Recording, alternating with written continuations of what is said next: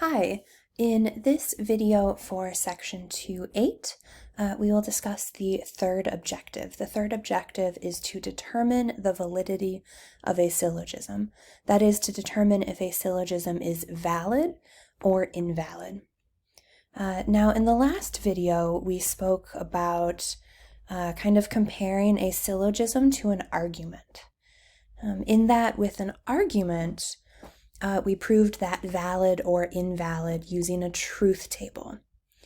With a syllogism, on the other hand, a truth table is not the appropriate approach anymore, but we need Euler diagrams to prove a syllogism valid or invalid. So we covered this part in the previous video, and now in this video we will pick up right here. So proving a syllogism valid or invalid. First we need to define a counterexample. So a counterexample is a case that shows the conclusion is not true for the given premises. So we will need a counterexample when we talk about proving a syllogism invalid. So let's start first. To prove a syllogism valid or invalid, start by assuming all premises are true. And then we kind of ask ourselves a question. We ask, well, if all the premises are true, does the conclusion have to be true, or could the conclusion be false? Right? So if the conclusion must be true, that means the syllogism is valid. If the conclusion could be false, that means the syllogism is invalid. Okay, so to prove a syllogism valid, you draw all possible Euler diagrams for the premises. Remember, we want all premises to be true, right? So draw all the possible Euler diagrams that could look like. And you have to show that the conclusion is always true in all of those diagrams. This is kind of important, right? That if you find one diagram where a syllogism works, right, where all premises are true and the conclusion is true, that's cool, but you need to investigate all possible Euler diagrams for the premises, right? And if the conclusion is false in just one of them, you still say that the whole syllogism is invalid. Okay, so to prove a syllogism invalid, you draw an Euler diagram for the premises, and you have to show that the conclusion can be false. So note that it only takes one Euler diagram to prove a syllogism invalid. And this one is called the counterexample.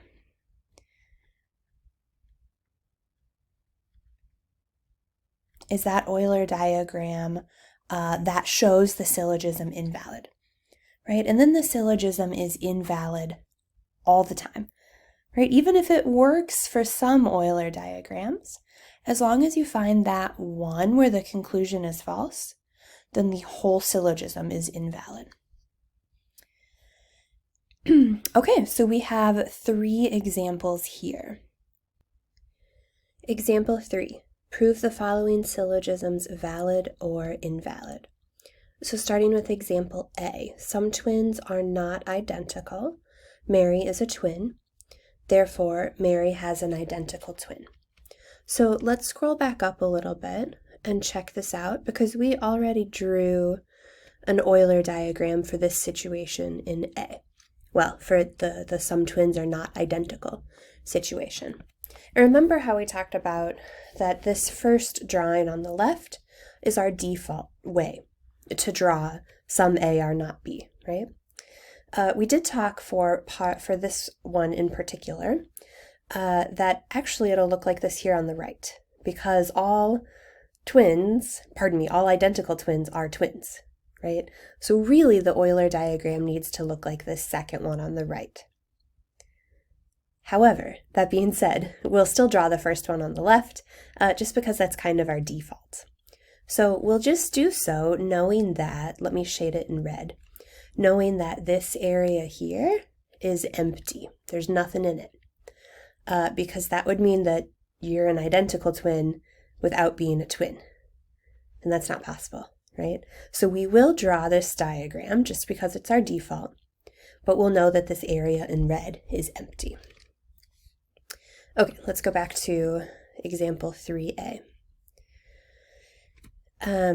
So that means I want to start with that drawing. So I want to start with some twins are not identical.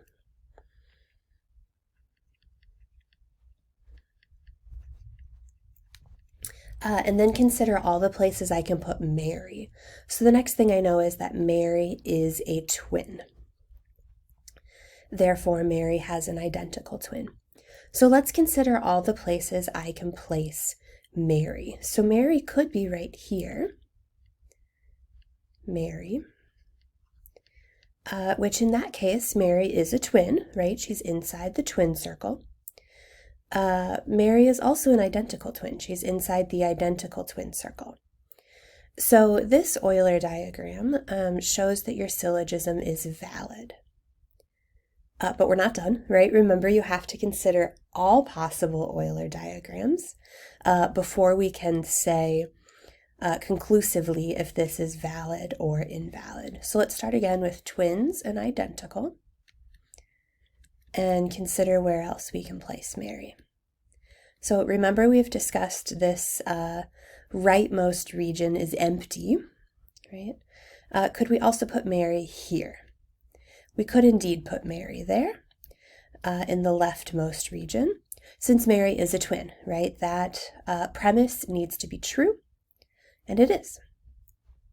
But then let's investigate our conclusion. So therefore, Mary has an identical twin. She doesn't have to, right? She could have a Joe who's her twin, for example, right? Not identical. So this diagram here shows that your whole syllogism is invalid. So we don't even really care about this first picture anymore, right? It just takes this one instance where the syllogism is invalid to say that the entire thing is invalid. So that will be our final conclusion for part A. The syllogism is invalid. Again, because of this second picture, right? The second picture where Mary is a twin, but not identical. Again, to prove this syllogism really valid or invalid, we need to start by drawing an Euler diagram where all premises are true. So remember, our Euler diagram looked like this. Like this was winters in Florida. Florida winters.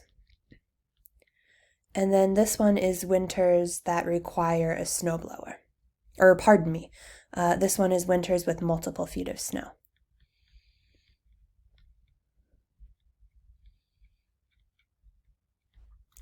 Let me say that too. Winters with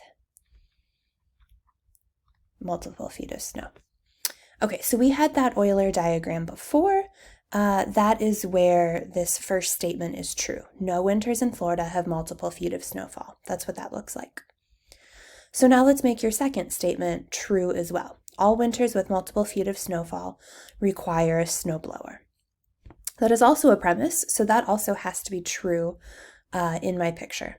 So all winters with multiple feet of snowfall, let's say they require a snowblower. So that means that winters that require a snowblower,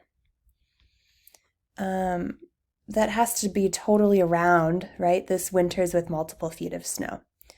That means that every winter with multiple feet of snow is inside this snowblower circle.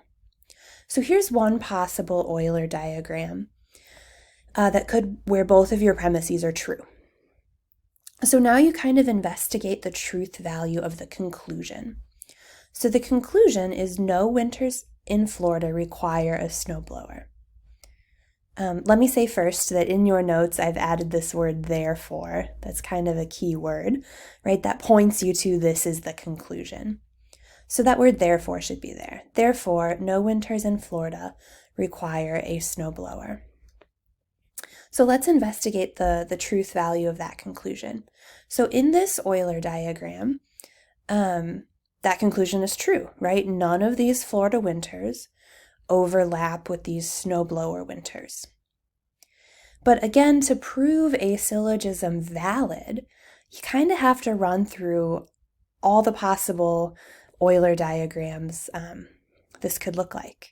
So let's try another one. What if we investigate Florida winters?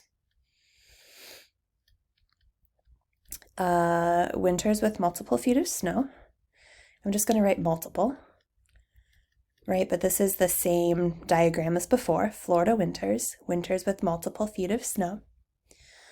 And what if your snowblower circle, or winters that require a snowblower, what if that looked like this?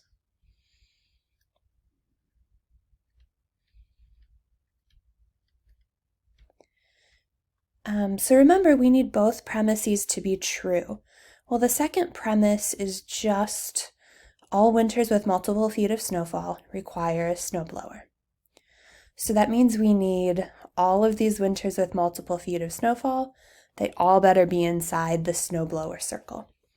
But notice I didn't say anything about this Florida winters bubble, right? Does it overlap with the snowblower circle? I didn't say. So this diagram also has both premises true, and in this diagram, the conclusion is false.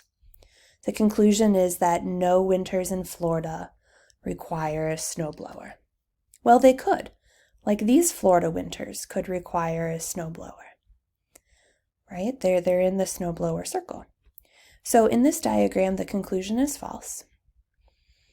This is called your counterexample. And therefore, we can say that the syllogism in part B is invalid. Okay, let's try part C. Example C. The garbage truck comes on all Mondays. Today is Monday. Therefore, the garbage truck will come today. So your logic might already tell you that that's valid. I mean, seems valid. But let's draw our Euler diagram to be sure. So this one I will do down here. Okay, so C. The garbage truck comes on all Mondays. So let's start by considering all of your Mondays. So this circle here represents, let me put that label inside. This circle here represents all Mondays. And on every Monday, the garbage truck comes.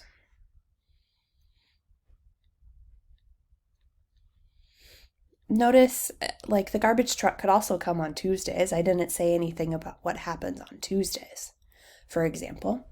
But I said that every single Monday, so this Monday circle, has to be entirely inside the garbage truck circle. Today is Monday is also a premise, right? So that has to be true. The only place I can put Monday, the only place I can put today then is right here. Notice that's the only place. There's nowhere else to put today because today needs to be Monday, so it needs to be inside this Monday circle. Okay, so now we investigate the truth value of the conclusion. So the conclusion is that therefore the garbage truck comes today. And since this Euler diagram is the only Euler diagram representing this situation, the conclusion is true here. Well, that means we can say this syllogism is valid, right? Because the conclusion that the garbage truck comes today is always true. Therefore, I can say that this syllogism is valid. This concludes example 3, and this concludes this video.